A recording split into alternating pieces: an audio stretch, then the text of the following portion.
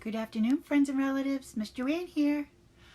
I'm a little late today because I was cleaning up after the storm we had last night. I know my friends that live in Georgia, we had a storm that had lots of rain, lots of wind, and some places around where we lived, it was real scary. They were having tornadoes. So we know when we were doing science in the classroom, the tornadoes, the wind goes around and around like that. So we had to make sure that we were in a safe place last night, just to make sure in case the wind got really, really, really strong. So I have been really busy today cleaning up and getting things back to normal, putting things back because I was prepared. I got prepared last night.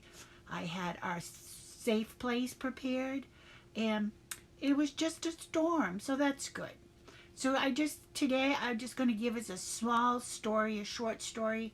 I like this story. It's a fun story, and we'll see if we can get a better thing tomorrow. But this story is The Little Red Hen. See that? The Little Red Hen? Now a hen is another name for a chicken. So this is the story of The Little Red Hen. Now this story comes in a big book.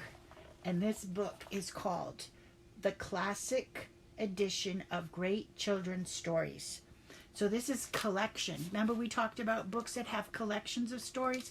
This has a bunch of different stories in it. And so this one is The Little Red Hen. Look at the pictures. Pretty cool, huh? Well, let me see if it has a table of contents, because usually it does have a table of contents. This book also has an introduction. This introduction is a book, is a story, small story that kind of explains what's in the books. It's introducing you. It's letting you know what's in the book and what's in the stories. And here it is, the table of contents. So these are all the stories that's in the book, and The Little Red Hen is the first one, and it's got the number page 9. So we'll be reading page 9. The Little Red Hen. One day, as the little red hen was scratching in a field, she found a grain of wheat. "This wheat should be planted," she said. "Who will plant this grain of wheat?" "Not I," said the duck. She was talking to the duck and the rest of those friends. There they are. "Not I," said the cat. "Not I," said the dog. "Then I will," said the little red hen, and she did. Soon the wheat grew to be tall and yellow. "The wheat is ripe," she said. So there are her friends, the dog, the cat, and the duck. I really like this book because of the illustrations. The illustrations or the pictures are really, really neat. "Who will cut the wheat?" "Not I," said the duck. "Not I," said the cat. "Not I," said the dog. "Oh, then I will," said the little red hen, and she did. She cut the wheat. See, it grew. It grew, the little seed, she put it in the ground, and it grew into a nice stalk of wheat. When the wheat was cut, the little red hen said, "Who will thresh this wheat?" "Not I," said the duck. "Not I," said the cat. "Not I," said the dog. "Then I will," said the little red hen, and she did. Now, threshing the wheat means she took it and she squished it up really, really good, squished it up, ground it up, and made flour out of it.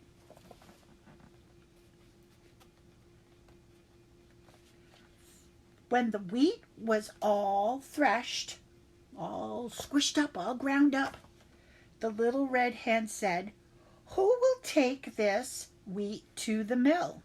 "Not I," said the duck. "Not I," said the cat. "Not I," said the dog. "Then I will," said the little red hen, and she did. She took the wheat to the mill and she had it ground up. See, I said she smushed it all up. Then she took it to the mill and they ground it up nice and soft, and they turned it into flour. She took the wheat to the mill and had it ground into flour. Then she said, "Who will make this flour into bread?" She's going to make some bread with the flour. "Not I," said the duck. "Not I," said the cat. "Not I," said the dog. "Then I will," said the little red hen, and she did. She made and baked the bread. Then she said to her three friends there, "Who will eat this bread?" "Oh, I will," said the duck. "And I will," said the cat. "And I will," said the dog. "No, no," said the little red hen. "I will do that." And she did. She ate the bread all by herself. So let's think about this story a little bit here. Okay. She had these three friends, right? And she found a seed. And she wanted to have her friends help her plant it. And guess what? They didn't want to help. The duck didn't want to help. The cat didn't want to help. And the dog didn't want to help.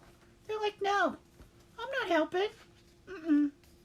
And then when the wheat grew, the seed grew into the wheat, and it was nice and big, time to cut it down, the little hen said, "Gee, you guys want to help me out?" Nope, not I. Not one of those friends wanted to help her out. Then she got the wheat and she thrashed it. She got it all smushed up and cut up in pieces. She put it in her little bag. And she said to the friends, "Hey, you guys want to help me?" She was wanting help, wasn't she? She wanted the friends to help her. It probably wasn't a hard job, but she wanted company. She wanted her friends to be with her and to help her. They said, "No, not me. I'm not going to help." So she did. She took it all by herself. Now she walked to the mill all by herself. She took her little bag and she walked to the mill. Now wouldn't that have been nice? Look, she's right here. She's kind of sad looking. She's got the bag on her back. Can you see it? And the other friends, they're walking the other way. I think it wasn't too heavy for her. But what do you think? Do you think that she wanted some friendship? She wanted some friends, some companions to join her so she didn't have to walk alone? And even when she was cutting it down in the field, I don't think it was too hard for her to cut it down. It was only one piece of wheat, but she wanted somebody to be her friend and to join her and to help her.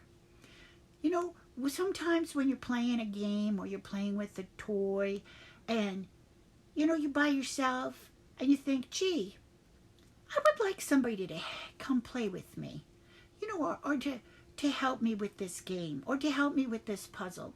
You just don't want to do it all by yourself. And that's what she did. She asked her friends for help, but they didn't want to help her. But, look at that. That's the bread she made. She made that bread, and she probably did it and put it in the oven, mixed it all up, all the ingredients, and put it in the oven. And then she said, "Who wants to help me eat this bread?" And I think she thought about it and she was teasing them. And they all said, "Oh yeah, we'll eat the bread. We'll eat the bread." And she said, "No, I'm going to eat the bread. I'll do it." That wasn't really being nice. She could have shared the bread.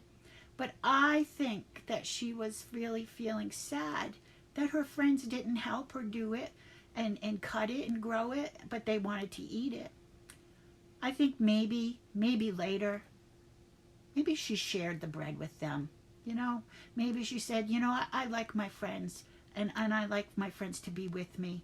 So let's have bread together. Let's enjoy it together. I think I like that ending. I like that ending a lot. So tonight, when you're cleaning up your room, and if you have a little brother or a little sister, maybe you can say, hey, can you come help me play with my toys? And or could you come and play with my toys or help me with my puzzle? And maybe they'll come help you. And if they say no, oh no, you say, well, you know, I just want some company. I just want a friend.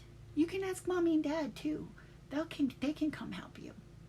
So I hope you guys didn't have too much of a bad time last night with the storms, but I'm happy today turned out to be a really pretty day afterwards. The sun is shining and it's nice and cool. So I'll see you tomorrow, and I don't know what we're going to do, but maybe we'll do something different. Okay, bye. I love you. Mwah.